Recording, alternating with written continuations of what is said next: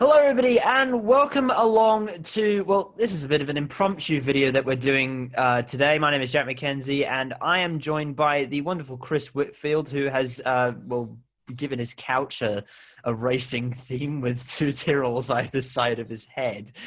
So that's a very good way to look professional while comfortable.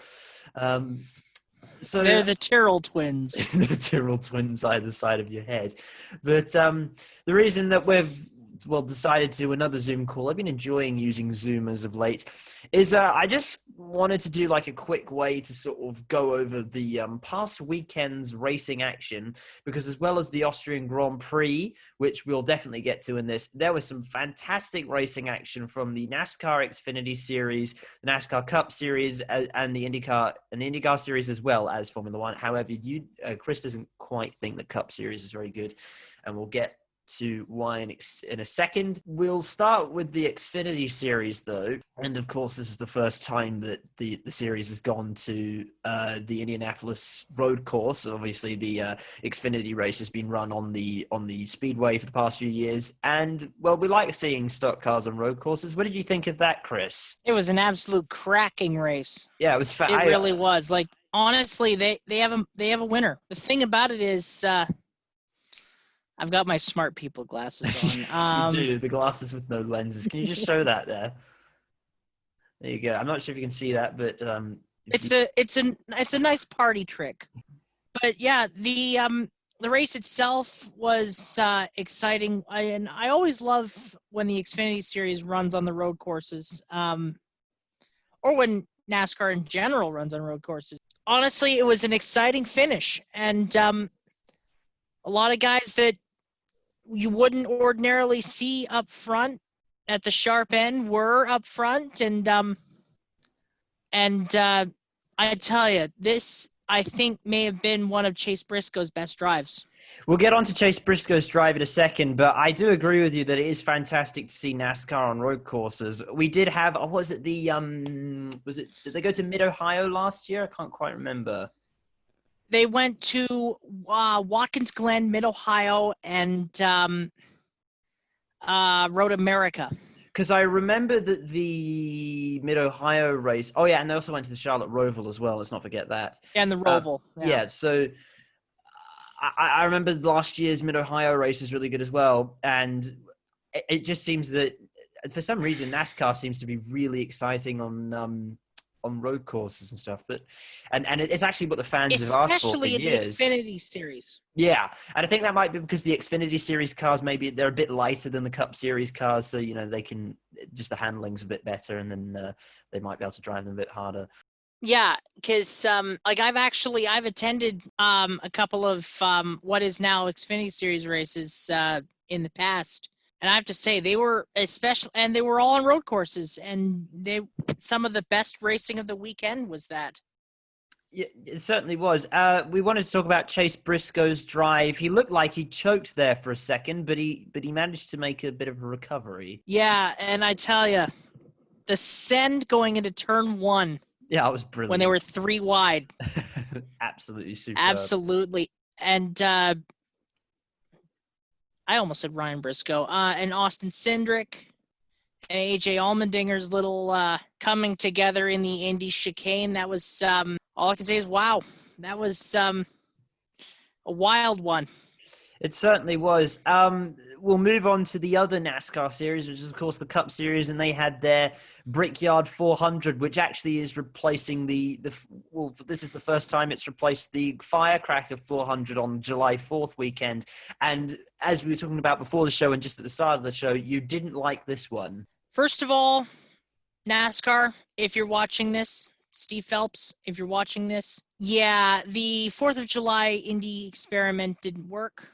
Bring it back to Daytona like it's been for the past 61 years, you half-wits. It was a bad package, and Goodyear can't design a tire to save its life. Yeah, because there were quite a lot of tire blowouts. Goodyear has not made a tire good enough for Indianapolis since 2004. And also, the package, you saw in the last few laps, Matt Kenseth couldn't get up to his bumper, couldn't get up to Harvick's bumper. But for some reason, Harvick's able in that, and I was like, Harvick's been able to drive away from the field at Indianapolis. We saw this last year in last year's race as well. He completely drove away from the rest of the field. I am gonna make a controversial take that I don't think that car was legal. Either year or just last year's car? Either year and this year. Oh, yeah, okay, fair enough. I do feel for, as I was saying before, I do feel for Denny Hamlin. He's been trying to win this race for a while now, and it's because of the tires that he wasn't able to this year, very close to the end, and the tires gave up on him. And I did not like that hit. In the 22 years I've watched this sport, I've seen some really bad hits. I don't like hits like that. No, it was very hard into the wall. That looked like he actually may have a knock in the head. He was slurring a bit when he was doing his interview, so I think he might have a bit of a light concussion. Yeah, he did. But I'm no doctor. He did. Nor am I attractive enough to play one on TV. He did seem a bit dazed after getting out of that car, I must say. And it wasn't the only crash like that happened throughout the course of the race. There were several crashes that happened like that as well. And actually, the car was... Eric Jones is one. But on the subject of Kevin Harvick, I'd say if the car was legal, which it might not be, that was he did well. They thought it was. Yeah. Well, he did. If it was legal, he did well to get away from the rest of the field. I did think that was interesting how he was able to pull out such a massive gap to MacKenzie behind him. Because I'm not. Surely, I mean, he did have a good restart, but surely a restart, even if it was very good, wouldn't have been able to pull out that big of a gap, even if Matt Kenseth's restart was also very bad. Let's actually give a call to Matt Kenseth. Like, it was a good result for oldest driver in the field. Yeah, oldest driver in the field in a car that he basically had to climb into at Charlotte in May. Like, he's only been in that car for 2 months. Yeah. He was retired as well. They brought him out of retirement because of the Kyle Larson incident. Yeah. And he's been actually running brilliantly, but just not gotten the results to show for it. And this year, in this event, he did. And Cole Custer did very well in 5th place. Cole Custer did an awesome job. How about Michael McDowell as well in the 34, and Bubba Wallace with a 9th place finish. And we'll get to Bubba later on in the show, hopefully, because there's been some interesting things that have happened to him. Yeah. Also, just today, in fact. We should just mention that Michael McDowell, that was a 7th place finish for him. But I reckon started 27th. Yeah, wow. Okay, that is impressive. I Cole think Custer started 30th. I was just going to ask, do you think that Matt Kenseth could take a win this year? I think he could.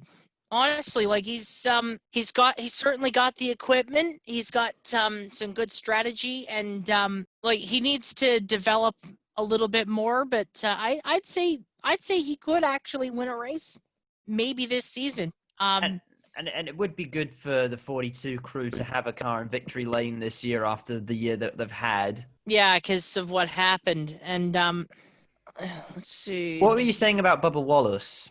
Oh, Bubba Wallace, as you know, there was the noose controversy that happened at Talladega. Yes.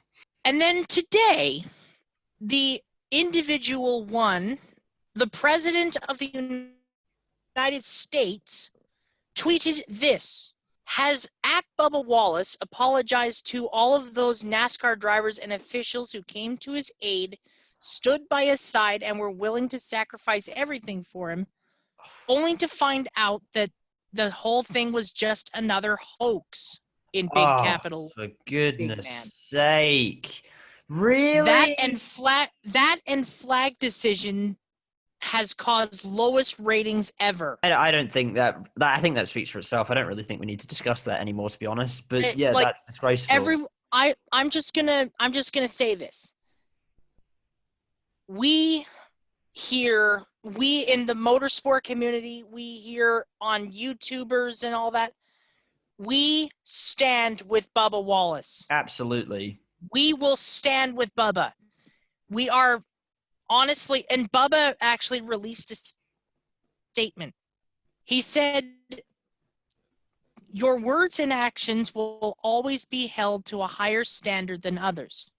You have to be prepared for that. You don't learn these things in school. You learn them from trials and tribulations, the ups and downs this crazy world provides. You will always have people testing you, seeing if you can knock you off their pedestal. I encourage you to keep your head held high and walk proudly on the path you've chosen. Never let anybody tell you you can't do anything. God put us all here for a reason. Find that reason and be proud of it and work your tails off every day towards it. All the haters are doing is elevating your voice and platform to much greater heights.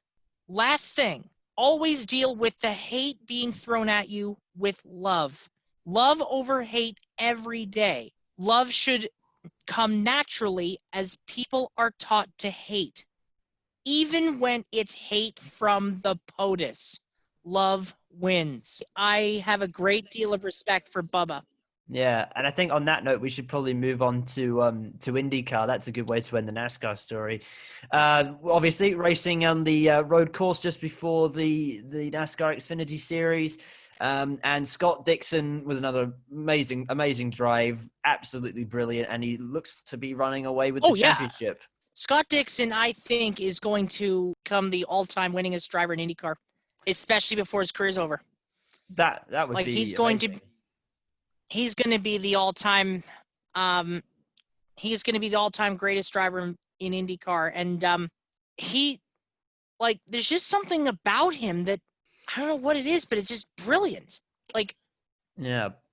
I've watched him since he ran first ran in kart in 2001 when he won his first race at Nazareth in a Pac West car.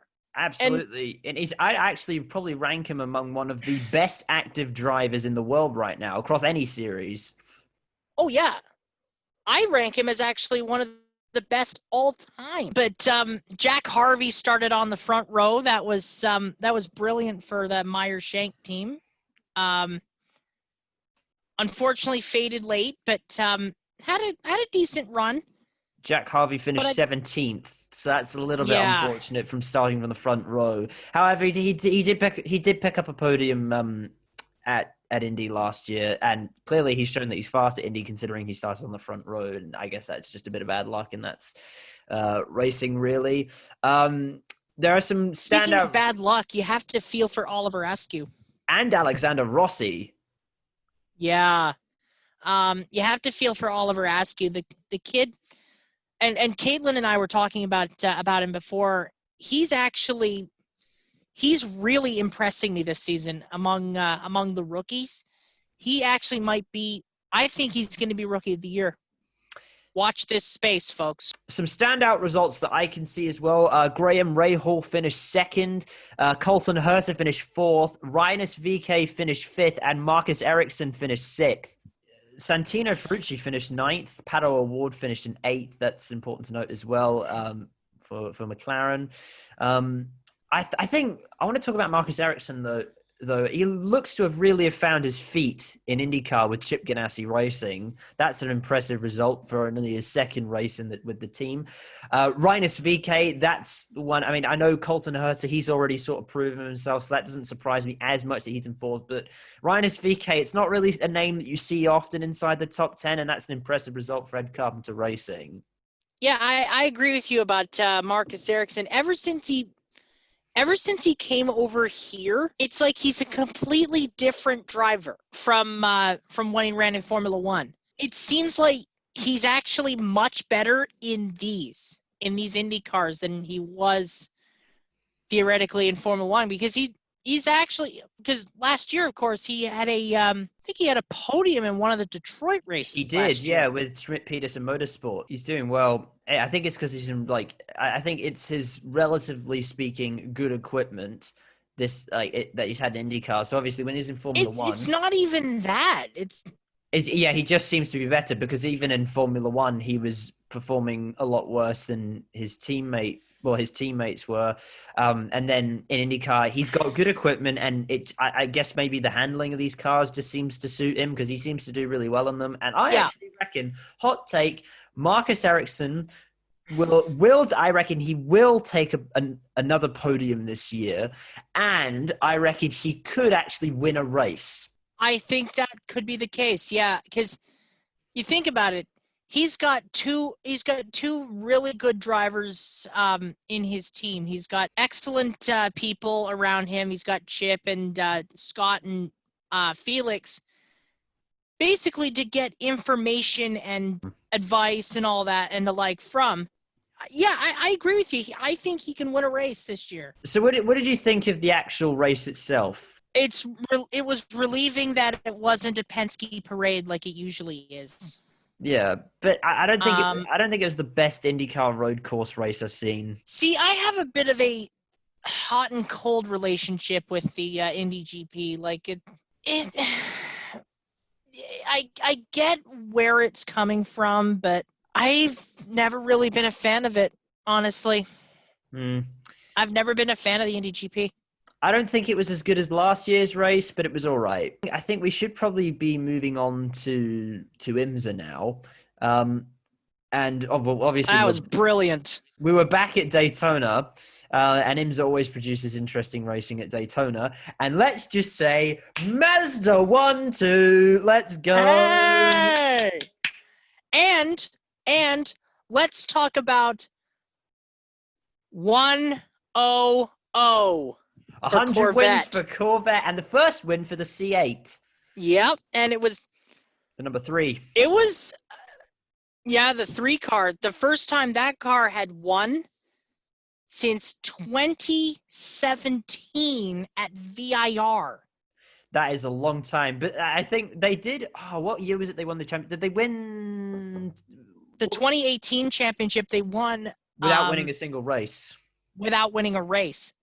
We commentating that final race. Oh yes, we did. The unofficial broadcast, which we haven't been sued for that yet, which is good. So we should probably go over. Yeah, we're money now. Yes. The Mazda. So it was the 55 car of Jonathan Bomarito and Harry Tinknell that took the victory, and then it was the 77 of Oliver Jarvis and Tristan Nunez. And the Mazda DPI has come so far, even from last year when at the Rolex 24 they were both burning at the side of the road. And it's great to see this team doing finally well. They've worked out the reliability issues and they've managed to start their season off strong. And also, it should be noted, this is the first victory for them under the new Multimatic brand. Because under the new brand name of Mazda Motorsport, they actually, because of the pandemic, well, yeah, because the contract ended in March before what was supposed to be the Sebring race. So they moved everything from Atlanta to Charlotte to the Multimatic factory. Yeah, like the Multimatic team factory, and it took the pandemic to actually get that done. I just want to talk about Mazda a little bit more, probably before we move on to GTD. I would have thought that maybe the change of team would have been a problem for Mazda, but it seems that they must have some of the people from Yost working on that car, because surely if they were handing it over to a new team... As far as I know, they're all still employed with Mazda. Yeah, because I would have thought that if they weren't bringing any of the staff over, that team, Multimatic would have to work out the car again, but... Obviously, it's just been a very smooth transition, and it's just as fast as it was at the Rolex 24. And I have to say, the race at Daytona, honestly, that's a race I like to keep on the schedule. Yeah. I actually like. This is actually something that's the best thing that's happened out of this out of the COVID pandemic is the 4th of July race at Daytona. It felt weird not having a 4th of July race at Daytona on any kind of schedule, especially because NASCAR went to in their infinite wisdom went to Indianapolis, but and you see how well that worked, but it felt great to see the Paul Revere race back at Daytona. Like the first time it was actually run since 2010. Yeah. I think that race would be good when they have fans. I want to move on to GTD. They did have fans. Oh well, they didn't have as many fans as they normally would do. Yeah. So if they do that on July 4th and they have fans next year, if they run that race again, that'll be fantastic. I want to move on to GTD because Lexus takes a 1-2 with Jack Hawksworth and Tillits taking the victory with Montecalvo and Bell taking second place. So that's a good race for Lexus. That was a great race for the Lexus. The Lexi. Lexus. Oh, yes. It is so great to see Aaron Telitz get a full-time ride in that 14 car. He really showed that he belongs in that car. I think they're going to win a couple more races this season, possibly the championship, but also give a call to Townsend Bell in the 12 car. He flew from Indianapolis. Yeah, he flew from Indianapolis after doing the IndyCar race. Well, the commentary anyway, yes. The commentary for the IndyCar race with his Kangol hat, with that wedge hat of his, and he finished second. I think that's actually the first 1-2 finish for the Lexuses. I'd say, yeah, I don't remember another one, so I'd say you're actually right there. Actually, the top 4 seemed a bit like a Noah's Ark in GTD, because Oh, yes. it was basically Lexus, Acura, yes. WeatherTech, Ferrari. I'd say the overall verdict from that is that this is definitely a race that they should run next year, and it's a good result for Mazda, and a good result for Corvette, and a good result for Lexus. Oh, before we move on, though, spare a thought for Felipe Nasr. Spare a thought for both Felipe Nasr and Jimmy Johnson, who both tested positive for the coronavirus this week. Spare thought for them, and hopefully everybody is staying safe and social distancing and the like, because we may not like them, we may love them like that. That's not the point, though. At the same time, yeah, absolutely. And I'm glad they were tested, and I'm glad everything. I'm just I'm really hopeful that they are okay. And on that note, we should move on to Formula One. And what a way to start. That was absolutely, I'm buzzing after that race. That was brilliant. That was so fun. Brilliant. All right, so let's talk about Valtteri Bottas with a brilliant drive, led from start to finish. He nursed the car to a certain extent because, actually, I do want to talk about this.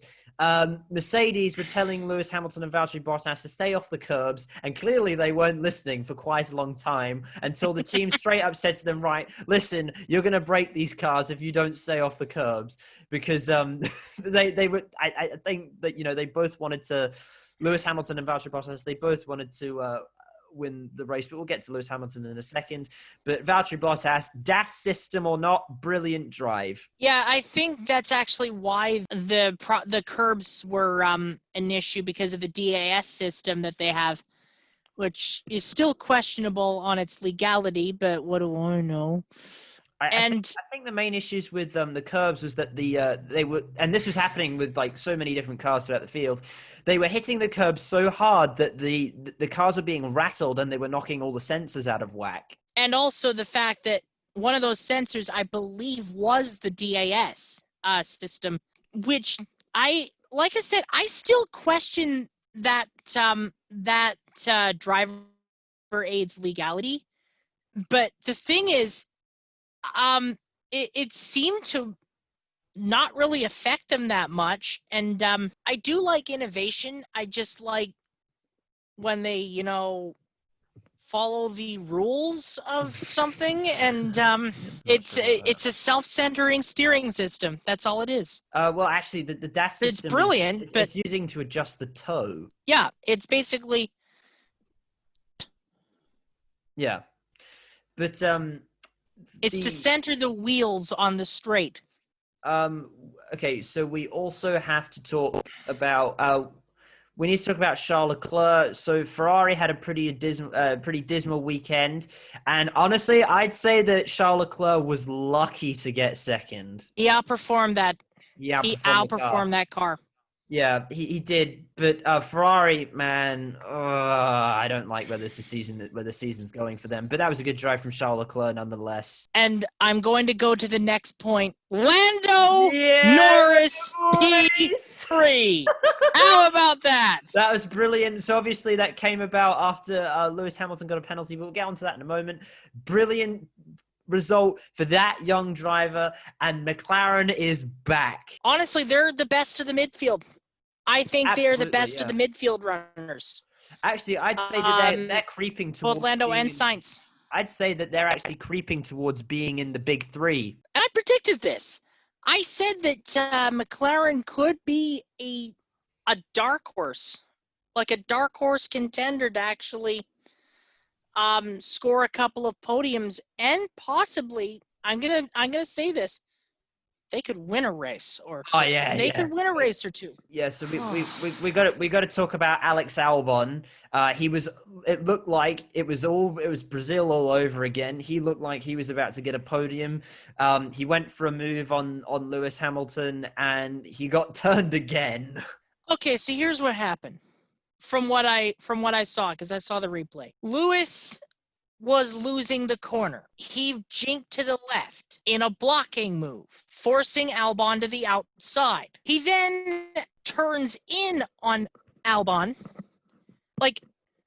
He then turns in, understeers in, doesn't even attempt to try and save it, and just spears right into the side of Albon's car and throws him into the gravel trap. The penalty was justified. Anyone else would have gotten a 10-second penalty for that. It was clearly avoidable. The stewards did a good job there, but it just felt like a slap on the wrist. I have to say that that wheel failure on the Alfa Romeo, on Kimi's car, that was I have never seen a wheel come off like that.